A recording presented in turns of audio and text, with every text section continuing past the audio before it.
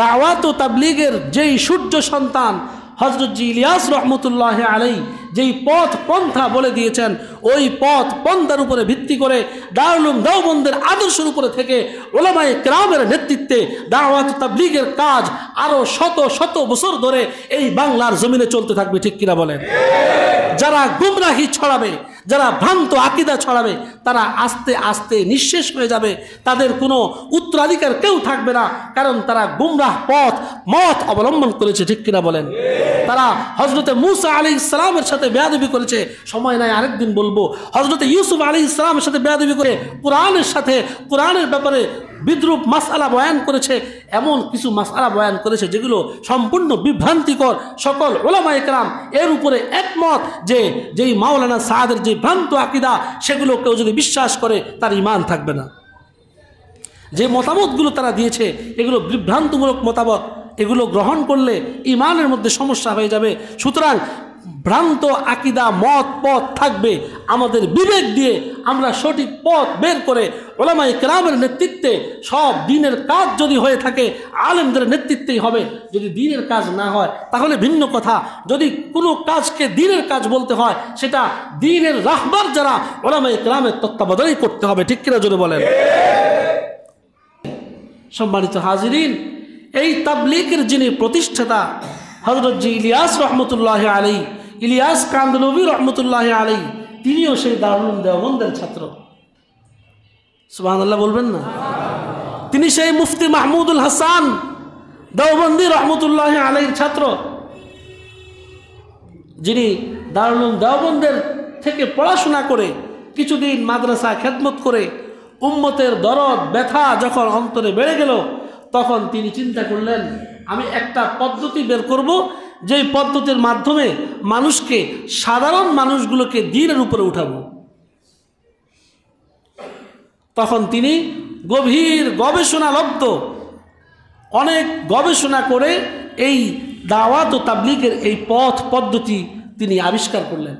আবিষ্কার করেই কাজ শুরু করেন নাই, বরং এই দাওয়াত ও তাবলীগের কার্যক্রম তিনি যখন খাতা কলমে লিখলেন, 3 দিন 40 দিন 3 চিল্লা এবং 5 কাজ, ঘরে 5 কাজ, মসজিদে 5 কাজ সহ সাপ্তাহিক গাস্ত, এই বিস্তারিত এগুলো লেখে কোরআন ও হাদিসের আলোকে এগুলো সুন্দর করে সাজালেন। সাজায় তিনি কাজ শুরু করেন নাই। সর্বপ্রথম তার উস্তাদ মুফতি মাহমুদুল হাসান দেওবন্দি রহমতুল্লাহ আলাইহির কাছে নিয়ে দেখাইলেন, হুজুর দেখেন তো আমি একটা দাওয়াতের পদ্ধতি বের করেছি, এই পদ্ধতিটা চলে কিনা, এই পদ্ধতিটা সঠিক কিনা, এই পদ্ধতিতে মানুষকে দ্বীনের পথে যদি আমি দাওয়াত দেই তাহলে এখানে কোনো ইসলাম বিরোধী কিছু আছে কিনা আপনি দেখেন। তখন দারুল উলুম দেওবন্দের যত উস্তাদ ছিলেন সকল উস্তাদরা একত্রিত হয়ে এই 3 দিন 40 দিন 1 চিল্লা 3 চিল্লা 5 কাজ সাপ্তাহিক গাস্ত সবগুলো বিষয় ইসলামের আলো দিয়ে যাচাই করলেন, ইসলামের কষ্টি পাথর দিয়ে যাচাই করে দেখলেন এগুলোর মধ্যে ইসলাম বিরোধী কোনো কার্যক্রম আছে কিনা। দাওয়াত ও তাবলীগের যে 6 নম্বর, ওই 6 নম্বর গবেষণা করে দেখলেন যে এখানে ইসলামের বহির্ভূত কোনো কিছু আছে কিনা। যখন ওই সকল উলামায়ে কেরাম ঐক্যবদ্ধ হয়ে ইলিয়াস কান্দলভী রহমতুল্লাহ আলাইহিকে বললেন, ইলিয়াস তুমি যেই উম্মতের ব্যথা নিয়া, উম্মতের ফিকির নিয়া তুমি দাওয়াতের যেই কার্যক্রম তুমি লিপিবদ্ধ করেছো, যেই উদ্ভাবন করেছো, যেই পদ্ধতি উদ্ভাবন করেছো, এটা কোরআন ও হাদিস, সম্পূর্ণ কোরআন ও হাদিস অনুযায়ী হয়েছে। যাও তুমি মানুষের মাঝে এই পদ্ধতিতে দ্বীনের কার্যক্রম শুরু করতে থাকো। সুবহানাল্লাহ। সেই দাওয়াত ও তাবলীগের মুরব্বী হযরত জি ইলিয়াস রহমতুল্লাহ আলাইহি, তিনি এই দাওয়াত ও তাবলীগ শুরু করেছেন কত সালে? 1926 সালে। কত সালে? 1926 সালে নিজামুদ্দিনের পাশেই একটা ছোট মহল্লা মেওয়াত, ভারতের মেওয়াতে 1926 সালে তিনি এই দাওয়াতের কার্যক্রম শুরু করেন। তিনি 1885 সালে তার জন্ম, 1944 সালে তিনি ইন্তেকাল করেন। ইন্তেকালের পরে এই দাওয়াত ও তাবলীগের কার্যক্রম যিনি হাতে নেন তিনি হলেন তারপর তিনার ছেলে হযরত জি ইউসুফ কান্দলভী রহমতুল্লাহ আলাইহি।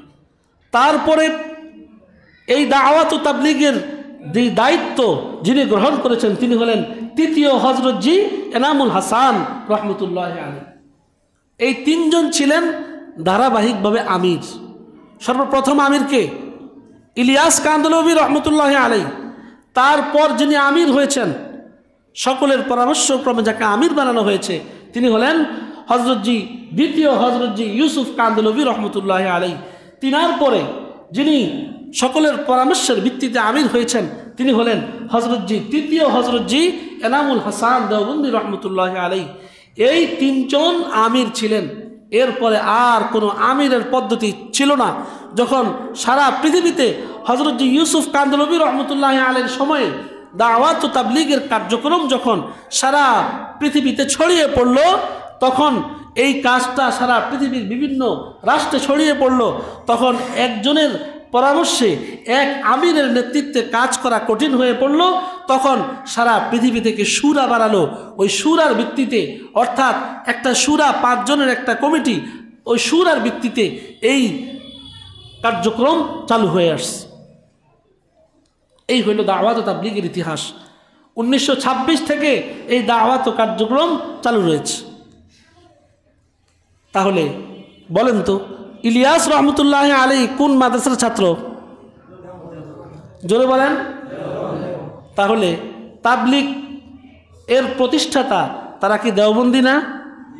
এখন যদি তাবলীগ ওয়ালারা যদি বলে যে আমরা দেওবন্দ থেকে আলাদা হয়ে যেতে চাই, এটা কি হবে? আমরা দেওবন্দ মানি না এটা বললে চলবে? দেওবন্দি তো তাবলীগকে সৃষ্টি করেছে। দেওবন্দের সর্বপ্রথম ছাত্র মুফতি শাইখুল হিন্দ মুফতি মাহমুদুল হাসান দেওবন্দির ছাত্র হলেন ইলিয়াস রহমতুল্লাহ আলাইহি, যিনি তাবলীগ প্রতিষ্ঠা করেছেন। তাবলীগের প্রতিষ্ঠা লগ্ন থেকে ওলামায়ে কেরাম প্রতিষ্ঠাতা, ওলামায়ে কেরাম পরামর্শদাতা, ওলামায়ে কেরামই হলেন তাবলীগের জিম্মাদার ছিলেন। ওলামায়ে কেরামই তাবলীগের মাশওয়ারার প্রধান ছিলেন। এখন আমরা আলেম বাদ দিয়া সাধারণ পাবলিকের সাথে তাবলীগ করতে যাই। এই কাজটা অনেক মুবারক কাজ। এই কাজের মধ্যে যেই ফিকিরগুলো রয়েছে এগুলো সব কোরআন হাদিস থেকে নেওয়া। দাওয়াত ও তাবলীগের সর্বপ্রথম ফিকির কি? আমি আমাকে জাহান্নামের আগুন থেকে বাঁচাবো। আমি আমাকে বলে না, আমি আমাকে জাহান্নামের আগুন থেকে বাঁচাবো। কোরআনে কারীমে নিজেকে জাহান্নামের আগুন থেকে বাঁচানোর কথা আছে না নেই? আল্লাহ তাআলা বলেন, ইয়া আইয়ুহাল্লাযীনা আমানু উ আনফুসাকুম, হে ঈমানদাররা তোমরা তোমাদের নিজেদেরকে জাহান্নামের আগুন থেকে বাঁচাও। নিজেদেরকে জাহান্নামের আগুন থেকে কি বাঁচাও। তাইলে দাওয়াত ও তাবলীগের 1 নম্বর চিন্তা চেতনা হলো নিজেকে জাহান্নামের আগুন থেকে বাঁচানো। কোরআন ও হাদিসে আছে না নাই? 2 নম্বর দাওয়াত ও তাবলীগের 2 নম্বর চেতনা হলো নিজের পরিবারকে জাহান্নাম থেকে বাঁচানো। যে সর্বপ্রথম দাওয়াত ও তাবলীগের কাজে যায়, সর্বপ্রথম নিজেকে, নিজের ঈমানকে মজবুত করে নিজেকে জাহান্নামের আগুন থেকে বাঁচায়। দ্বিতীয় যেই চিন্তা করে সেই চিন্তা হলো আমি আমার পরিবারকে জাহান্নামের আগুন থেকে বাঁচাবো। ঠিক কিনা বলেন? পরিবারকে জাহান্নাম থেকে বাঁচানো কোরআন ও হাদিসে আছে না নাই? আল্লাহ তাআলা বলেন, ইয়া আইয়ুহাল্লাযীনা আমানু কু আনফুসাকুম ওয়া আহলিকুম নারা, হে ঈমানদারেরা তোমরা তোমাদের নিজেদেরকে এবং তোমাদের পরিবারবর্গকে জাহান্নামের আগুন থেকে বাঁচাও। আছে না নাই? তৃতীয় নম্বর যেই চিন্তা তাবলীগওয়ালা করবে, তাবলীগওয়ালার 3 নম্বর চিন্তা হইল আমি আমার পাড়া প্রতিবেশী আত্মীয় স্বজনকে জাহান্নামের আগুন থেকে বাঁচাবো। ঠিক কিনা বলেন?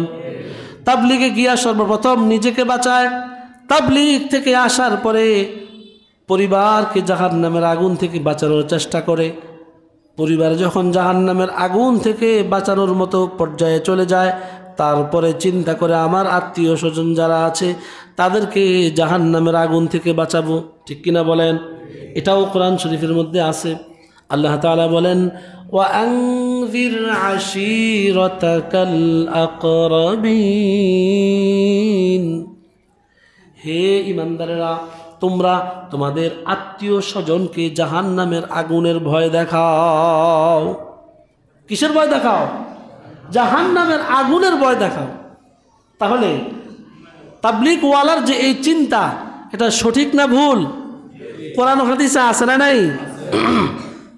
এক নম্বর, নিজেকে আগুন থেকে বাঁচাতে হবে। দুই নম্বর, নিজের পরিবারকে জাহান্নামের আগুন থেকে বাঁচাতে হবে। তিন নম্বর হলো নিজের প্রতিবেশীকে বাঁচাতে হবে। চার নম্বর হলো নিজের শহর এবং শহরের আশপাশের যারা আছে তাদেরকেও জাহান্নামের আগুন থেকে বাঁচাতে হবে। এটাও কোরআন হাদিসে আছে। এটাও কি এই তাবলীগ ওয়ালার এই চিন্তাটাও কোরআন শরীফে আছে না নাই? আছে। আল্লাহ তাআলা বলেন, وَكَذَلِكَ أَوْحَيْنَا إِلَيْكَ قُرْآنًا عَرَبِيًّا لِتُنذِرَ أُمَّ الْقُرَى وَمَنْ حَوْلَهَا وَتُنذِرَ يَوْمَ الْجَمْعِ لَا رَيْبَ فِيهِ। আল্লাহ তাআলা বলেন, وَكَذَلِكَ أَوْحَيْنَا إِلَيْكَ قُرْآنًا عَرَبِيًّا, এমনই ভাবে হে নবী, আমি আপনার কাছে আরবি একটি গ্রন্থ, আরবি ভাষায় লিখিত একটি গ্রন্থ পবিত্র কোরআনে কারীমকে আপনার কাছে প্রেরণ করেছি, যেন আপনি কি করতে পারেন? লিতুনজিরা উম্মাল কুরা ওয়া মান হাওলাহা, আপনি যেন মক্কাবাসী এবং তার আশপাশের মানুষগুলোকে জাহান্নামের আগুন থেকে বাঁচাতে পারেন। সুবহানাল্লাহ। তাহলে 3 নম্বর চিন্তা, 4 নম্বর চিন্তা হইল নিজের শহর এবং শহরতলিতে যারা রয়েছে তাদেরকে জাহান্নামের আগুন থেকে বাঁচানো। এটা তাবলীগ ওয়ালার 4 নম্বর চিন্তা। এটাও কোরআন দ্বারা প্রমাণিত, ঠিক কিনা বলেন? 5 নম্বর চিন্তা হলো সারা পৃথিবীতে ইসলামের আলো ছড়িয়ে দিতে হবে। সারা পৃথিবীর সকল মুসলমানকে ইসলামের আলোয় আলোকিত করতে হবে। কুফুরের অন্ধকার থেকে বের করে জান্নাতের আলো দিয়া আলোকিত করে জান্নাতের পথে উঠাইয়া দিতে হবে, ঠিক কিনা বলেন? তাবলীগ ওয়ালার 5 নম্বর চিন্তা হলো সারা পৃথিবী নিয়া, সারা পৃথিবী নিয়া। তাহলে বোঝা গেল এই চিন্তাটা দেখি কোরআন ও হাদিসের মধ্যে আছে কিনা খুঁজে দেখি। আল্লাহ তাআলা বলেন, ওয়ামা আরসালনাকা ইল্লা রাহমাতাল লিল আলামিন, হে নবী, আমি আপনাকে প্রেরণ করেছি সমস্ত জগতের রহমত স্বরূপ। সুবহানাল্লাহ। রাসূল শুধু মক্কার জন্য, রাসূল শুধু মদিনার জন্য, রাসূল শুধু আরবের জন্য, রাসূল শুধু ইউরোপের জন্য, রাসূল শুধু ভারতের জন্য না, না, না, রাসূল সারা পৃথিবীর জন্য। যত পৃথিবীতে যত মানুষ রয়েছে, কিয়ামত পর্যন্ত যত মানুষ দুনিয়াতে আগমন করবে, সব মানুষের জন্য একজন রাসূল, তিনি হলেন মুহাম্মাদুর রাসূলুল্লাহ সাল্লাল্লাহু আলাইহি ওয়াসাল্লাম। তাহলে দাওয়াতি কার্যক্রমের প্রধান রাসূল সাল্লাল্লাহু আলাইহি ওয়াসাল্লাম, তিনি কি শুধু আরবের জন্য রহমত, না সারা পৃথিবীর জন্য? একজন তাবলীগ ওয়ালার 5 নম্বর বৈশিষ্ট্য হলো সে সারা পৃথিবীর জন্য ফিকির করবে। পৃথিবীর একজন মানুষও যেন ইসলাম থেকে দূরে সরে না যায়, পৃথিবীর একজন মানুষও যেন ইসলাম না নিয়া ইসলাম বহির্ভূত অবস্থায় মৃত্যুবরণ না করে, পৃথিবীর একজন মানুষও যেন জাহান্নামে না যায়। ওই তাবলীগ ওয়ালার এই হলো 5 নম্বর ফিকির। বুঝে আসছে কথা? 6 নম্বর ফিকির কি? তাবলীগ ওয়ালার 6 নম্বর ফিকির হলো দ্বীনের জন্য জামাত বের হওয়া।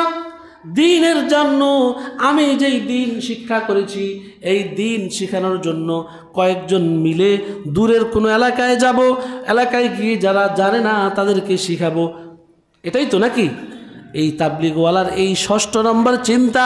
আমরা যদি দেখি কোরআন ও হাদিসে আছে কিনা, আমরা দুইটা মিসাল খুঁজে পাই। দুইটা মিসাল বলছি, আর বহুত আছে। আল্লাহ রসুল সাল্লাল্লাহু আলাইহি ওয়াসাল্লাম চতুর্থ হিজরিতে হযরত আসিম রাদিয়াল্লাহু তাআলা আনহু রসুলের অন্যতম সাহাবীকে বললেন, হে আসিম, তুমি আমার এই 10 জন সাহাবীকে নিয়ে অমুক এলাকায় যাও, আদল এবং কারা এলাকায় যাও, সেখানে গিয়া আমি আমার থেকে যেই দিন শিখেছ ওই দিনটা সকলকে শিক্ষা দাও। সুবহানাল্লাহ।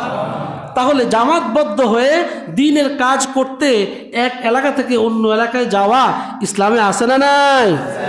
2 নম্বর, আল্লাহ রসুল সাল্লাল্লাহু আলাইহি ওয়াসাল্লাম সেই চতুর্থ হিজরির আশপাশ সময়ে 40 জন 70 জন সাহাবীর একটা জামাতকে, 70 জন সাহাবীর একটা কারি জামাতকে, যারা প্রত্যেকেই ছিলেন কারি, সুন্দর কোরআনে কারীমের তেলাওয়াত করতে পারত, 70 জন সাহাবীর একটি জামাতকে নজদ নামক এলাকায় পাঠিয়েছেন ওই এলাকার সকল মানুষকে কোরআনে কারীম শিক্ষা দেওয়ার জন্য।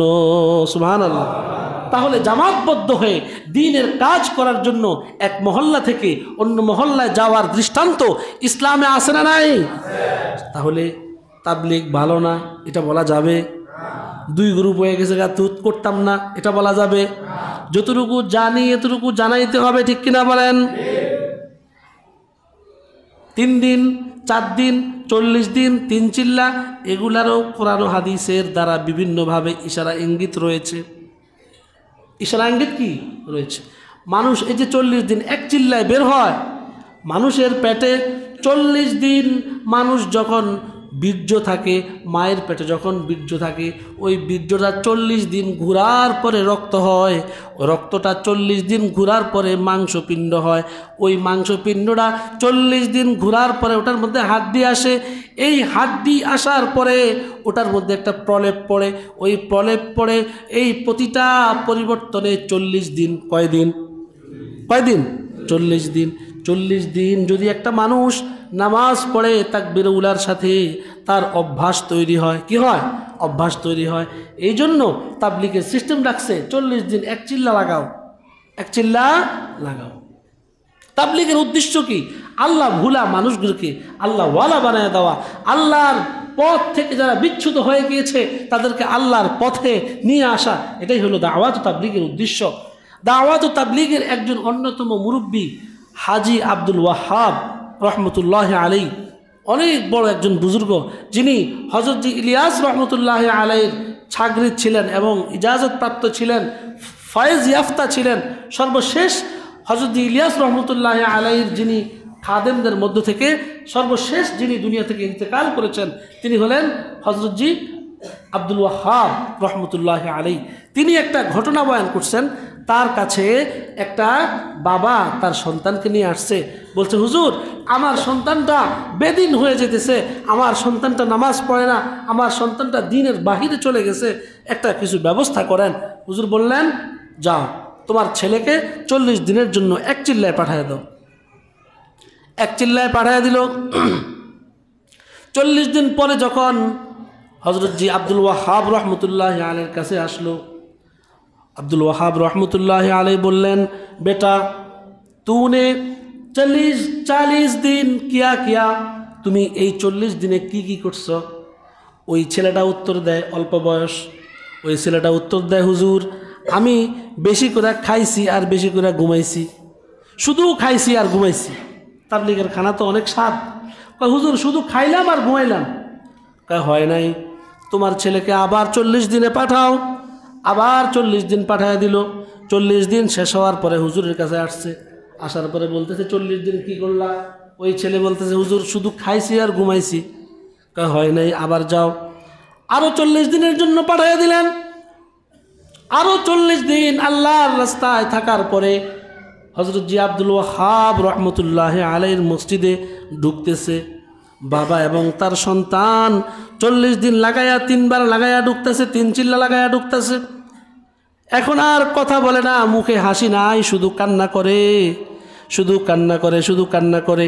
আব্দুল ওয়াহাব রহমতুল্লাহ আলাইহি বললেন, বেটা তুমি 40 দিনে কি শিখলা? ওই ছেলে বলে, হুজুর আমি 40 দিনে এতটুকু শিখছি যে আমার থেকে গুনাহগার পৃথিবীতে আর কেউ নাই। হযরত জি আব্দুল ওয়াহ্হাব রাহমাতুল্লাহি আলাইহি বললেন, বাবা তোমার সন্তান মানুষ হয়ে গেছে, আর দরকার নাই, এবার কাজে কারবারে লাগায় দাও। সে আল্লাহওয়ালা হয়ে গেছে, তার অন্তরে আল্লাহর ভয় আসা দরকার ছিল, আল্লাহর ভয় চলে আসছে, এখন তুমি কাজ কারবারে লাগায় দাও। ওই ছেলে 120 দিন আল্লাহর রাস্তা লাগাইছে। প্রথমে গিয়ে শুধু খাইছে আর ঘুমাইছে, খাইছে আর ঘুমাইছে, দাওয়াতও নাই, তাবলীগও নাই, শুধু খাওয়া আর ঘুম। আল্লাহর ঘর মসজিদের প্রভাব প্রত্যেকের অন্তরে আছে না নাই? আল্লাহর ঘর মসজিদে 3 দিন লাগায় দেখো রে বাবা।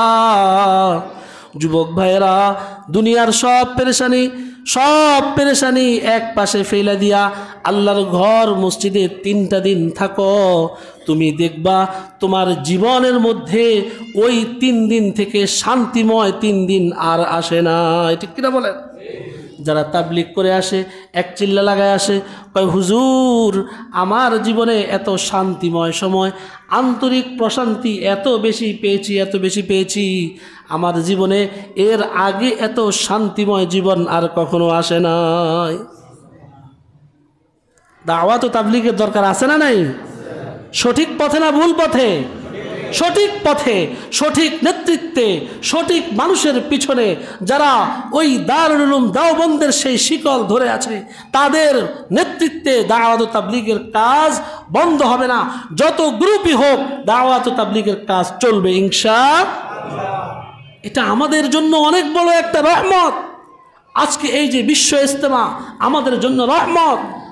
বিশ্ব ইজতেমার এত বড় জামাতের সাথে যে নামাজ পড়ে, সারা বাংলাদেশের সবচেয়ে বড় আজকে যেই জুমার নামাজ, সেটা হলো টঙ্গীর ময়দানের জুমার নামাজ। ঠিক কিনা বলেন? আল্লাহ রসুল বলেছেন, সালাতুর রাজুলি মার রাজুলি আজকা মিন সালাতিহি ওয়াহদাহু। একাকী নামাজ পড়া থেকে 2 জন মিলে জামাতে নামাজ পড়া উত্তম।